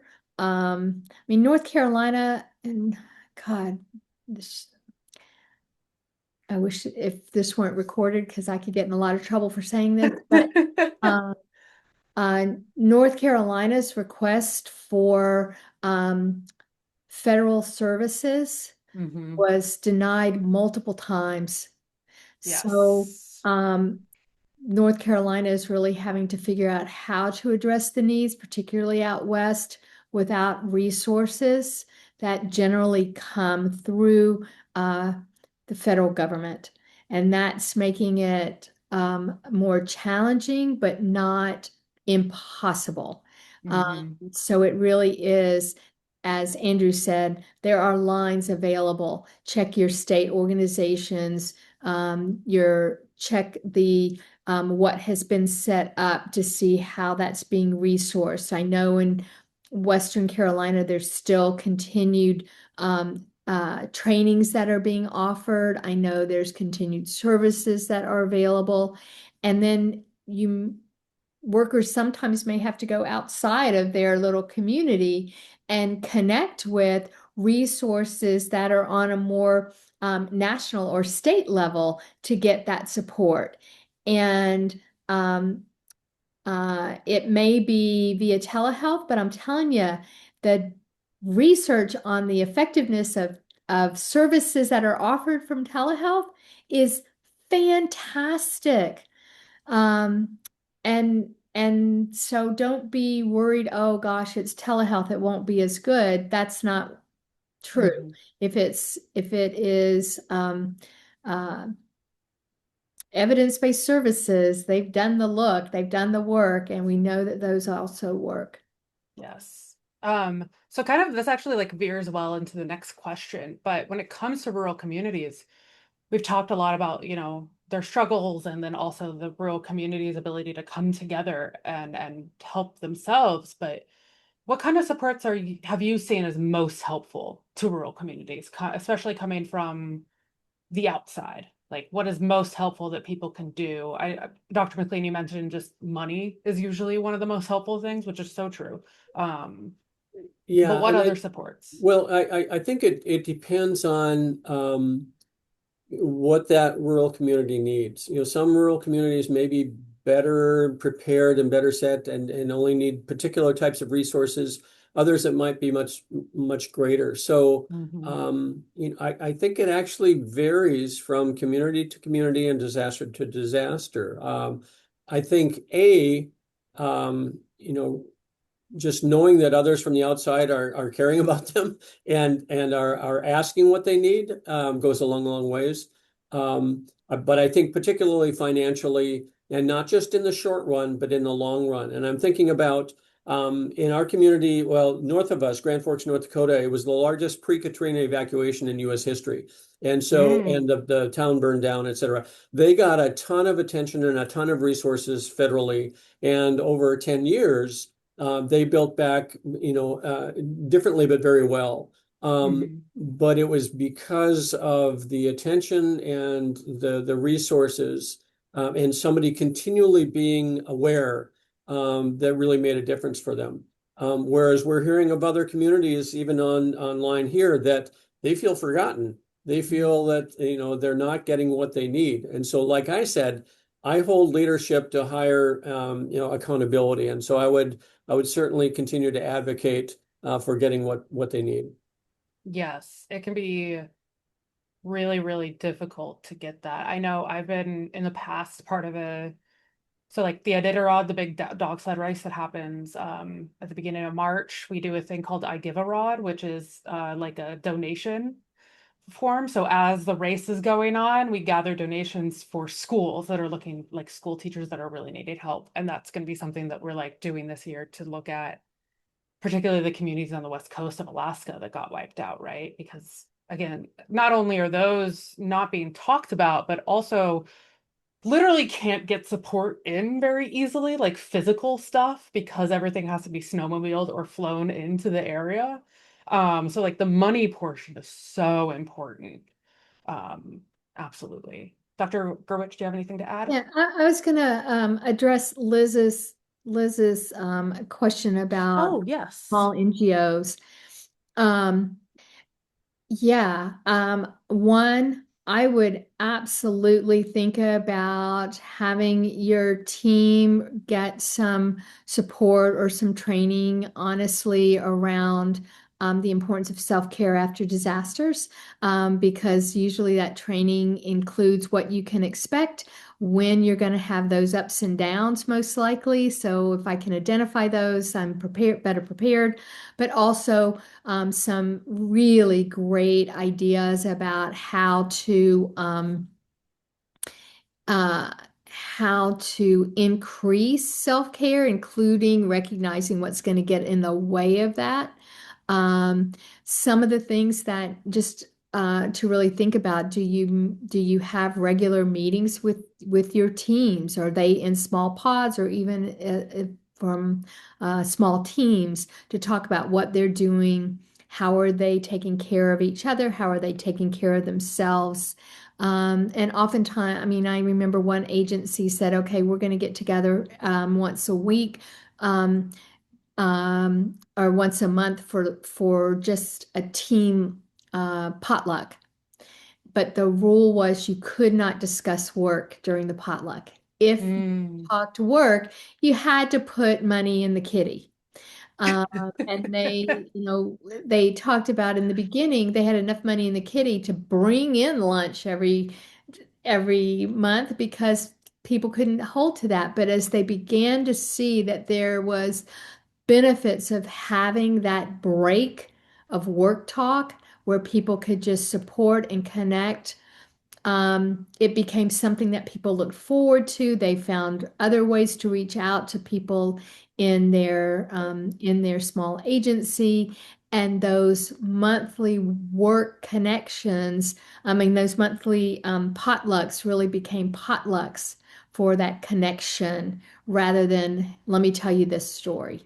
Because if we're not careful, we slime all over people. Well, here's a story I heard. Here's a story, and that's not Mm. healthy. So really thinking about in really creative ways, put that to your team. Okay, what are we going to do? Have them generate some ideas. Have them talk about it. Mhm. It may be even little things where we've seen small agencies come together and say, okay, we're going to do, somebody wants to do a walking group in the mornings. Somebody wants to do yoga. Somebody wants to do book club. What do they have? Because if it comes from your team, they're more likely to actually engage in those activities than if it comes from leadership only. By the same token, if leadership doesn't practice what they're preaching around self-care and taking care of each other, it will fall on deaf ears. Because if you're working double, triple shifts, if you're not stopping, if you're not taking breaks, but you're telling me I need to, well, I'm part of this community too. And if you're not, I'm not.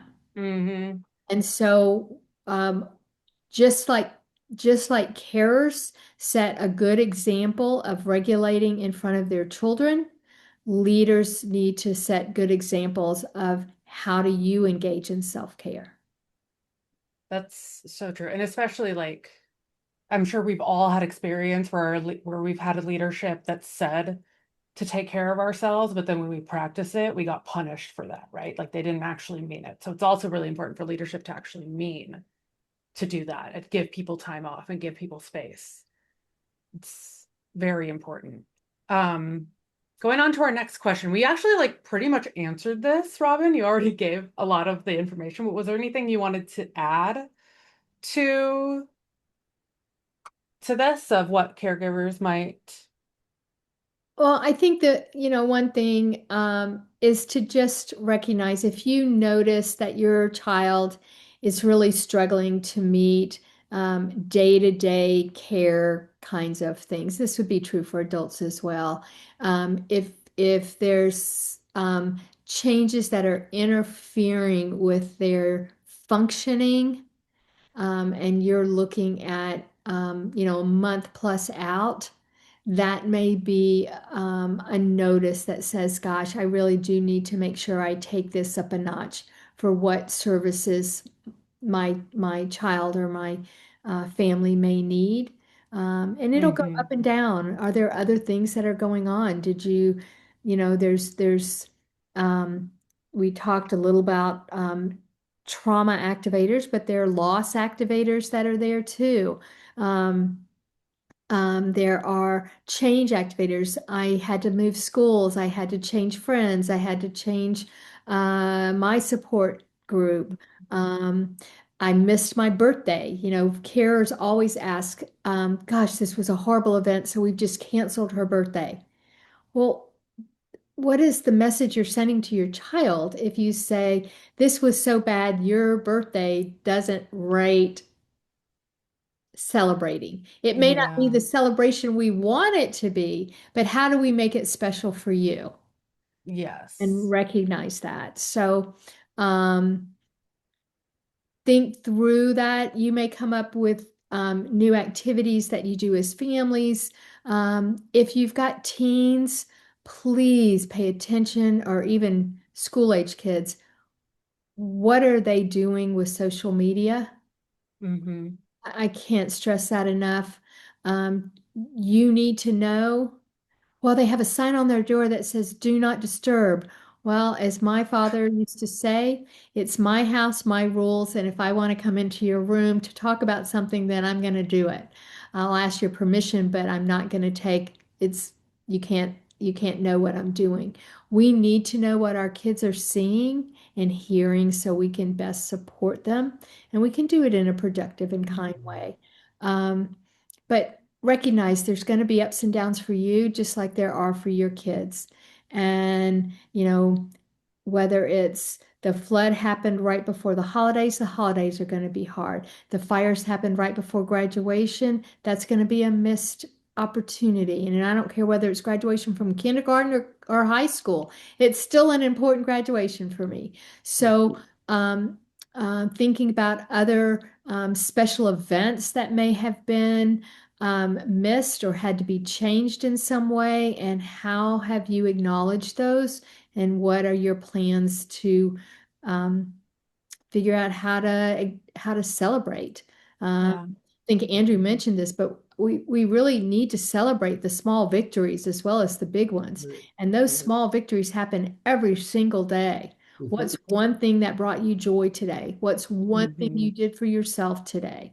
Right. And celebrate that. That's putting one foot in front of the other. That's going to help with that healing. That's going to help with resilience, going to help with recovery. Yeah, that's one thing in the disability community is the small victories, because we often do Mhm. not have big ones. Yeah. A lot of us are very ill and stuck in bed. So the tiny victories of like, hey, I was able to do some of my PT exercises today. Mhm. I also know people who, after the Palisades fire, because I was living in Northern California, I left actually to move out to the East Coast right before the Palisade fires Mm. happened, or not the Palisades, sorry, the Paradise, California fires Mm, yeah. happened and Yeah. wiped out that town. Is that Mhm. people for Arbor Day with their kids planted trees and Mhm. bushes Yeah. as a way Well, to like they never celebrated Arbor Day before, but they did that year because right. they needed it, right? It was Yeah. so important.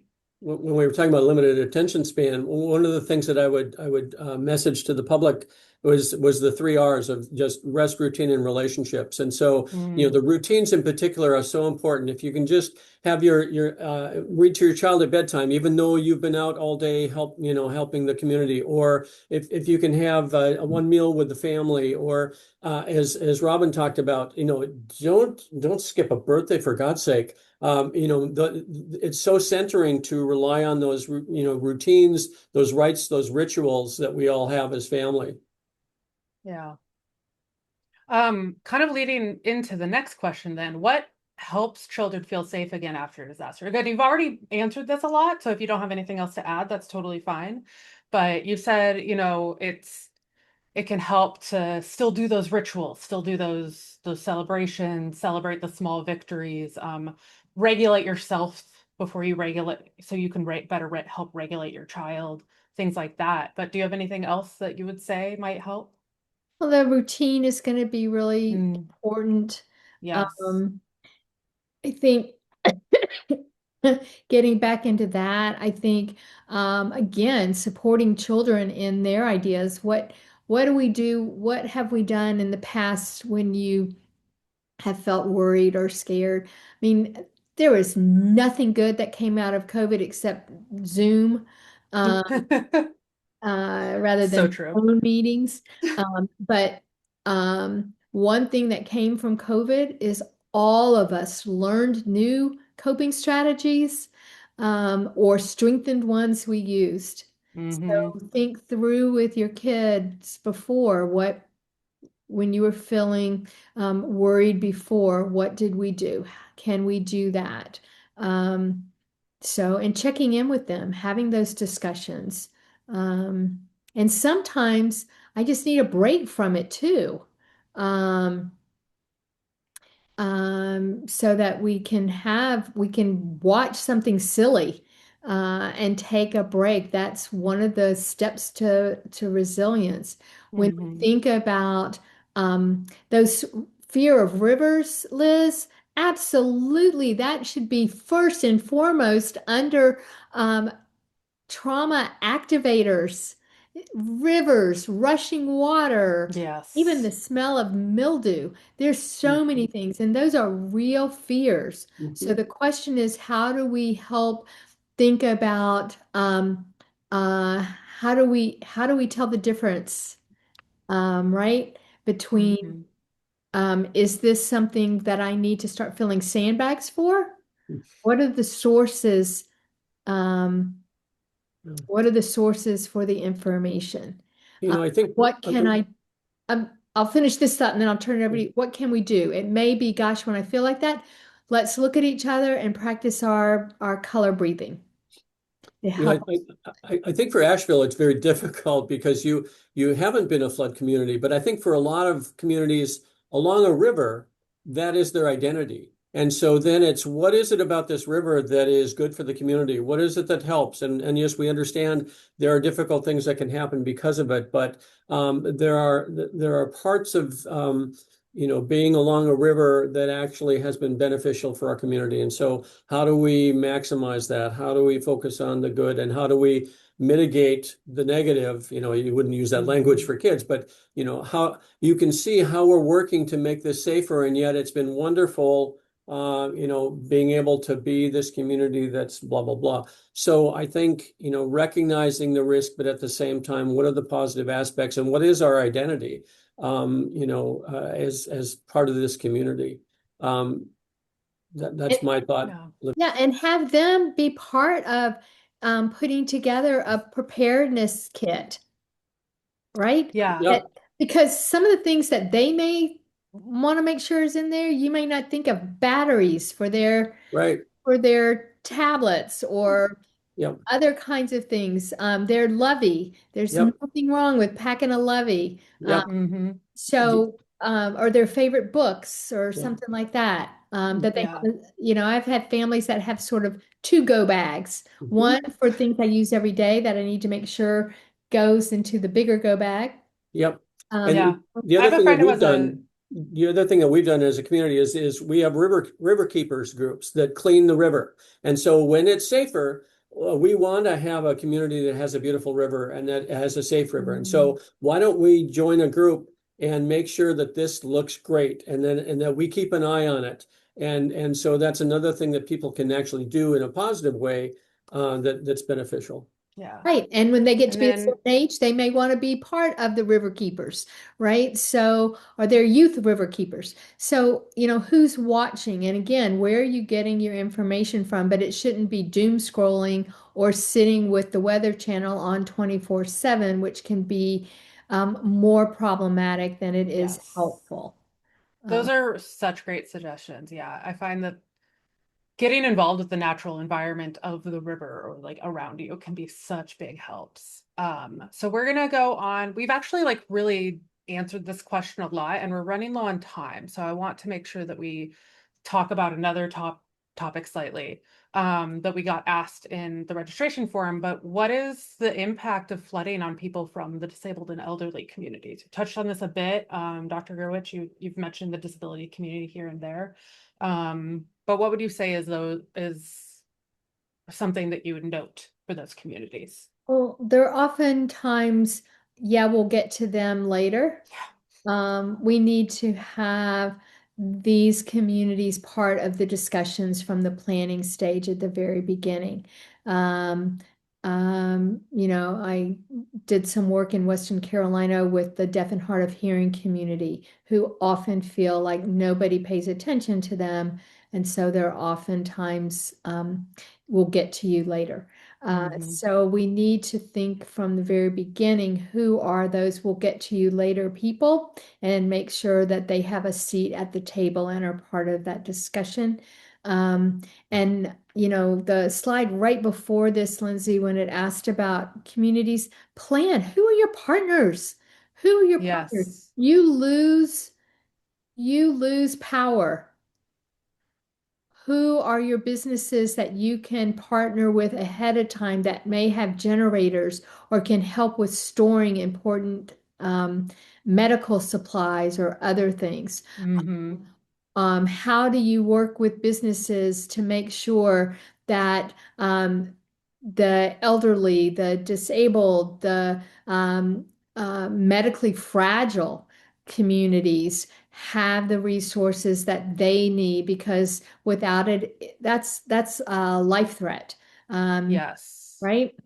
That actually then like leads into the next one of like ensuring our disabled and elderly community members will be okay, like during a disaster, setting Who's that going to be beforehand there? I mean, we talk is, about all the yeah. time, making sure you've got who's your connection. If I have mobility issues, what's my plan? So I shouldn't be 100% dependent on what is the community going to do for me.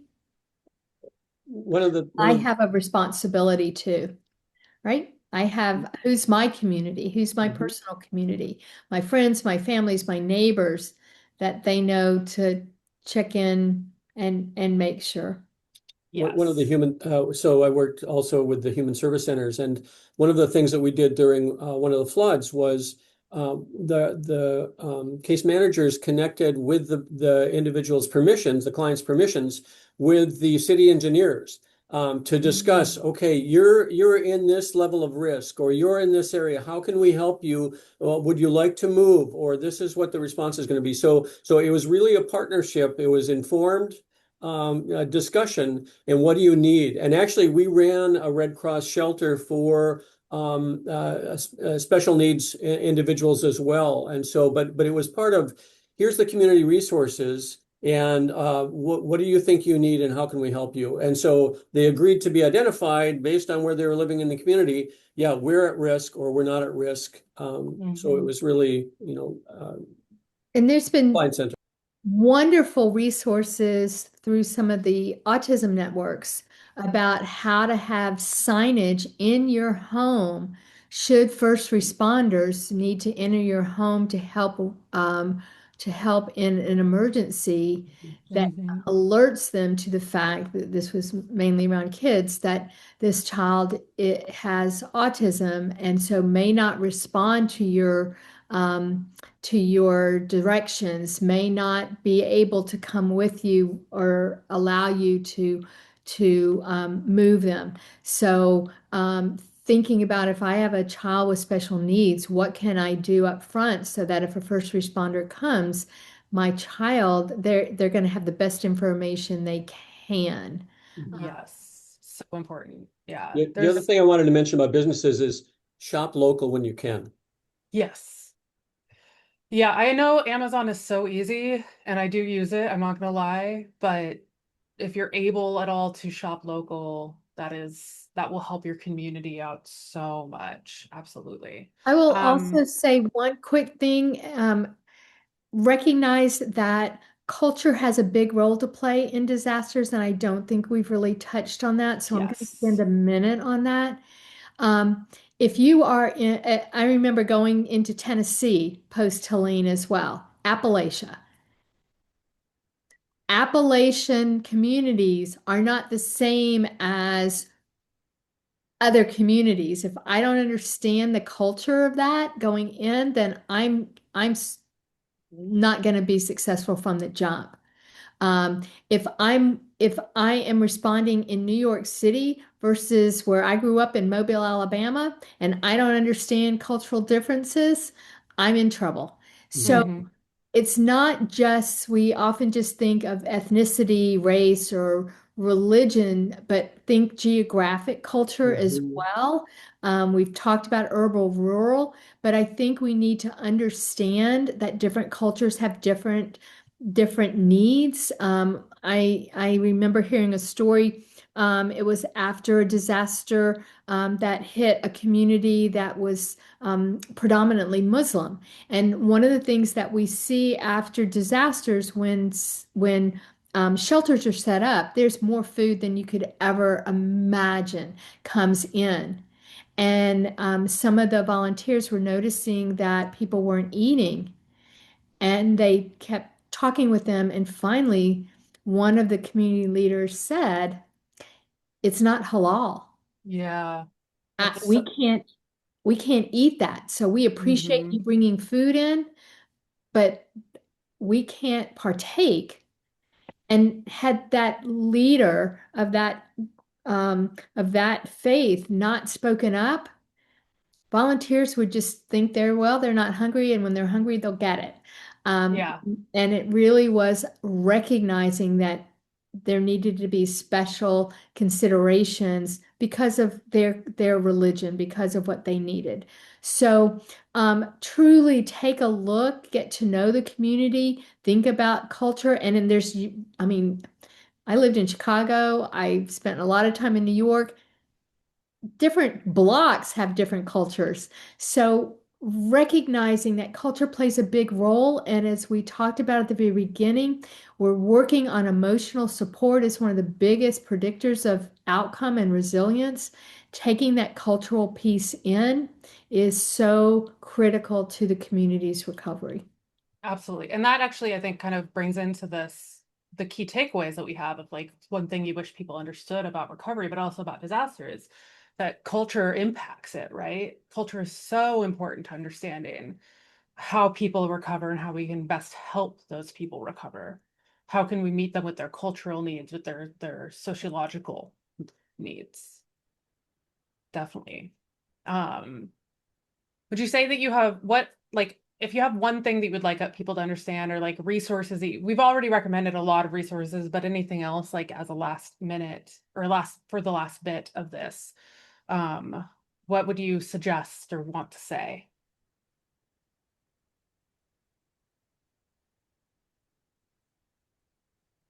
Check in your community what resources already exist. There may be many, but somehow they're just not being pushed out well. Mm, So I would check at the Resilience Center if you're in an area that has set that up, through your county offices, what resources are there. Um, I I'm part of the NCTSN, so I know our resources really well. There's great resources in numerous languages for a variety of challenges. National Center for PTSD has great resources. Um, Vibrant has great resources.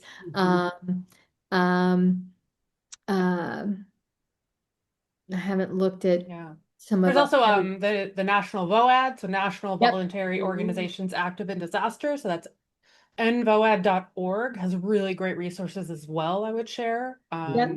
And I would say professional organizations have them too. Um, I know that just this week, yesterday, as a matter of fact, APA adopted some new disaster guidelines. So those may be up soon. The APA psychiatry has great Mhm. resources as well. So your professional organizations, education has great resources. There's sometimes it's sort of like, how do I even begin?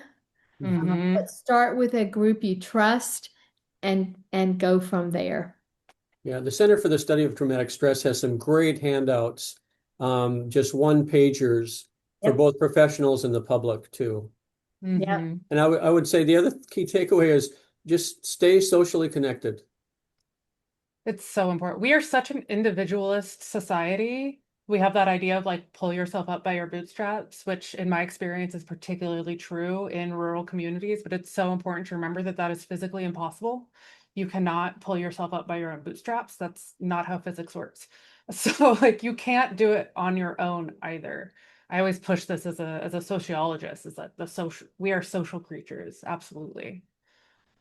Um So that is about it. We're basically out of time, but I hope that we answered a lot of your questions already. But I would say that